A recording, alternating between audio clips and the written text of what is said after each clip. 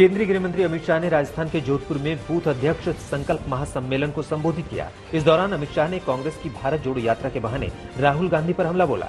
अमित शाह ने कहा कि राहुल गांधी विदेशी टी शर्ट पहनकर भारत जोड़ो यात्रा पर निकले हैं।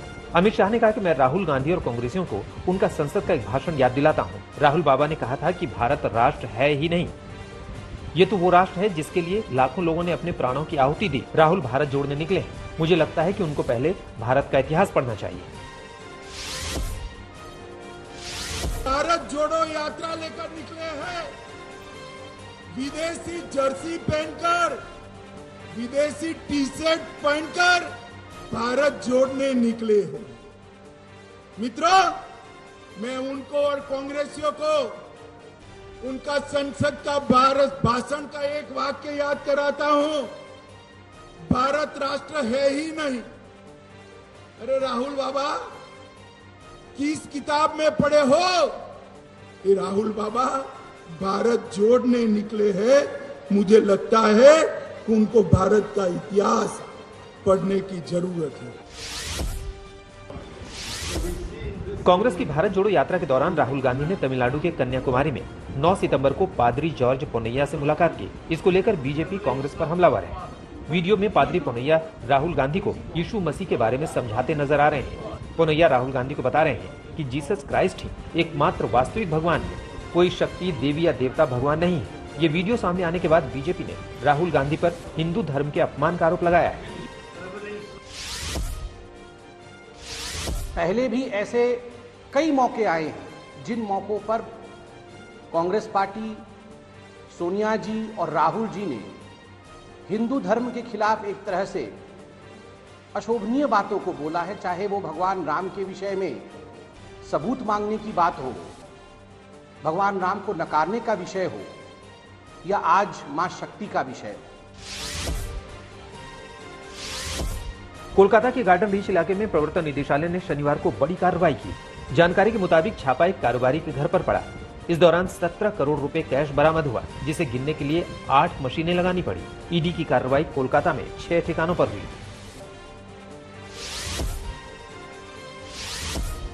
दिल्ली पुलिस की स्पेशल सेल ने पंजाबी गायक सिद्धू मूसेवाला की हत्या में शामिल शूटर को नेपाल से गिरफ्तार किया। इस ऑपरेशन में दिल्ली पुलिस के साथ पंजाब पुलिस की स्पेशल सेल भी शामिल रही। पुलिस ने गैंगस्टर लॉरेंस बिश्नोई के कुख्यात शार्प शूटर दीपक मुंडी, कपिल पंडित और राजेंद्र को गिरफ्तार किया। दीपक मुंडी सिद्धू मूसेवाला के मर्डर केस में वांटेड था।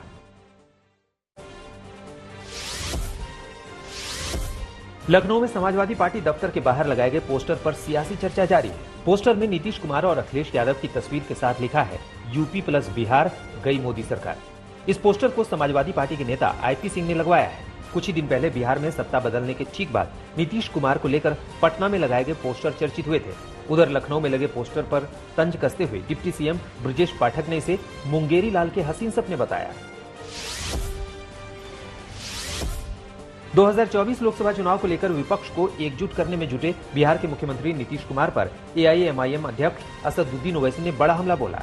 ओवैसी ने नीतीश कुमार की दावेदारी को इशारों में खारिज करते हुए कहा कि 2002 गुजरात दंगों के दौरान नीतीश कुमार बीजेपी के साथ थे। एआईएमआईएम प्रमुख ने पश्चिम बंगाल की सीएम ममता बनर्जी पर भी ये कहकर निशाना साधा कि वो एनडीए के साथ रह चुकी हैं और आरएसएस की तारीफ भी की है। चुनावी रणनीतिकार प्रशांत किशोर ने बिहार के सीएम नीतीश कुमार के दिल्ली दौरे को लेकर सवाल खड़े किए। उन्होंने आज तक से बातचीत में कहा कि 4 नेताओं से मिलने से, उनके साथ चाय पीने से जनता पर कोई फर्क नहीं पड़ेगा। इस मुलाकात से आपके चुनाव लड़ने की क्षमता, आपकी विश्वसनीयता या एक नया नैरेटिव बनाने के संदर्भ में क्या फर्क पड़ेगा। प्रशांत किशोर ने बिहार में नीतीश का बीजेपी को छोड़कर महागठबंधन में जाने को लेकर कहा कि ये राज्य आधारित घटना है, इसका दूसरे राज्यों पर कोई असर नहीं पड़ेगा। फेविकॉल वालों को ऐड का ब्रांड एम्बेसडर अब नीतीश कुमार को बना लेना चाहिए। इससे बेहतर कोई उपाय नहीं है। अपना कुर्सी पर फेविकॉल लगाकर चिपके हुए हैं, जिसको उलटना है, पलटना है, जो भी करना है। फेविकॉल का ब्रांड एम्बेसडर, मुझे लोग कहते हैं कि थोड़ी ब्रांडिंग की समझ है, जो मैं काम करता था। फेविकॉल के ऑनर्स अगर हमको मिलते, ब्रांड मैनेजर मिलते, तो मैं उनको कहता, भैया नीतीश कुमार को अपना ब्रांड एम्बेसडर बनाओ। महाराष्ट्र कांग्रेस के अध्यक्ष नाना पटोले ने केंद्रीय मंत्री नितिन गडकरी को लेकर बड़ा बयान दिया। नाना पटोले ने कहा कि बीजेपी में नितिन गडकरी नाराज चल रहे हैं। और वहाँ जो हालात हैं वो ठीक नहीं है। हम उन्हें बीजेपी छोड़कर कांग्रेस में आने का आमंत्रण देते हैं। वो हमारे साथ हैं, हम उनका समर्थन करेंगे। पटोले ने यह भी कहा कि वो जल्द ही गडकरी से मिलेंगे। नाना पटोले ने कहा कि कांग्रेस एक लोकतांत्रिक पार्टी है, इसमें किसी भी पदाधिकारी नेता को बोलने का पूरा अधिकार है, लेकिन बीजेपी में ऐसा नहीं है।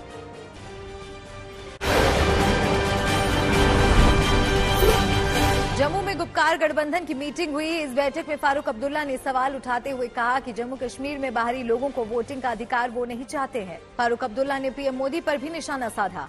उन्होंने कहा कि पीएम ने दिल्ली की दूरी और दिल की दूरी को मिटाने की बात कही थी, लेकिन अब तक कुछ नहीं हुआ। इस मीटिंग में महबूबा मुफ्ती, यूसुफ तारिगामी, उमर अब्दुल्ला समेत कई दिग्गज नेता शामिल हुए। Army chief general Manoj Pande 2 दिनों के लद्दाख दौरे पर हैं। इस दौरे के दौरान सैन्य अभ्यास को सेना प्रमुख ने करीब से देखा। ऑपरेशन की तैयारियों और मौजूदा सुरक्षा स्थिति का भी आर्मी चीफ ने जायजा लिया। इस बीच गोगरा हॉट स्प्रिंग्स इलाके के पेट्रोलिंग पॉइंट 15 से भारतीय और चीनी सेना के हटने का सिलसिला जारी है। सोमवार तक ये प्रक्रिया पूरी तरह से पूरी हो जाएगी।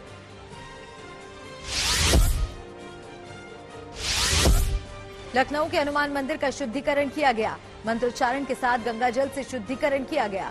2 दिन पहले मंदिर में तौफीक नाम के शख्स ने वेशभूषा बदलकर मंदिर में तोड़फोड़ करने की कोशिश की थी, जिसके बाद तनाव फैल गया।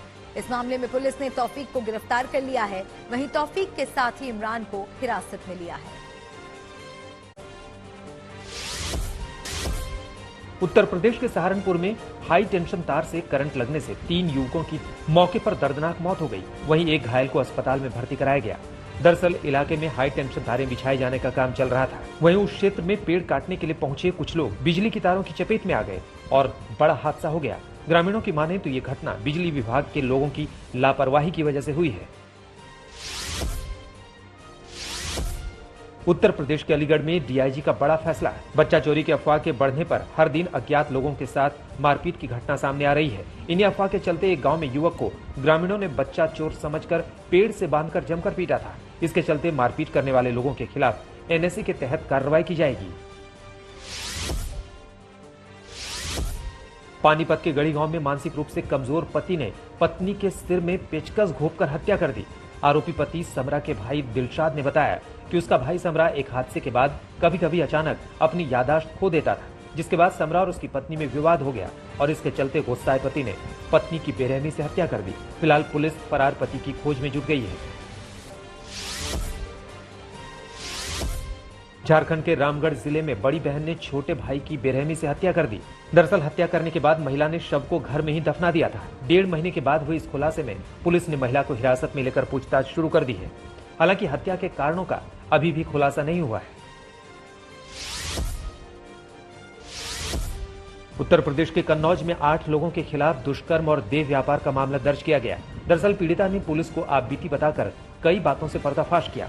2 साल पहले जब पीड़िता 16 साल की थी, तब उसे बरेली निवासी नजरीन और खुशबू बहला फुसलाकर अपने साथ दिल्ली ले गए थे, जहां पर उसका सौदा किया गया और उसे बदायूं भेज दिया गया, जहां उसके साथ और भी कई लड़कियां बंद थी। महिला के अनुसार उसे ड्रग्स देकर उसके साथ दुष्कर्म किया जाता था। फिलहाल पुलिस मामला दर्ज कर जांच में जुट गई है। महाराष्ट्र के ठाणे में शराब पीने के बाद 2 वेटरों में मामूली बात को लेकर बहस हुई। बहस हाथापाई में बदल गई। दरअसल होटल दोपहर 1 बजे बंद हो जाता था और शाम 6 बजे फिर से खुलता है। इस दौरान इन दोनों ने शराब पी और मारपीट शुरू हो गई। घटना में एक वेटर की मौत हो गई, वहीं दूसरे की हालत गंभीर बनी हुई है।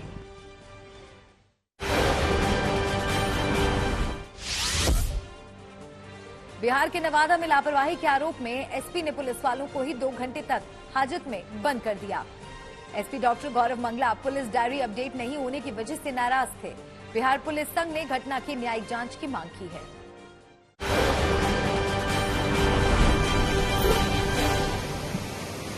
पिथौरागढ़ के धारचूला में बादल फटने से भारी तबाही मची है। सबसे ज्यादा असर कोटिला इलाके में हुआ है, जहां नदी की तेज धार में पूरी इमारत भर भर आकर गिर गई।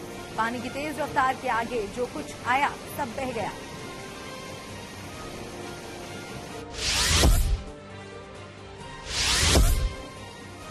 धारचूला में बादल फटने की वजह से एक महिला की मौत हो गई, जबकि कुछ लोगों के घायल होने की खबर आ रही है। 50 से अधिक घरों में मलबा और पानी भर गया है।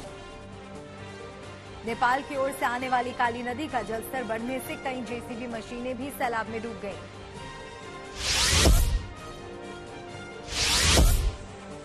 बागेश्वर के कपकोट में जबरदस्त बारिश और लैंडस्लाइड की खबर है। लैंडस्लाइड की वजह से कई जगहों पर सड़क बंद हो गई है।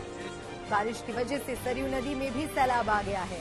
जखेड़ा पेयजल योजना और कपकोट हरसिला पेयजल योजना को भी बारिश से नुकसान हुआ है।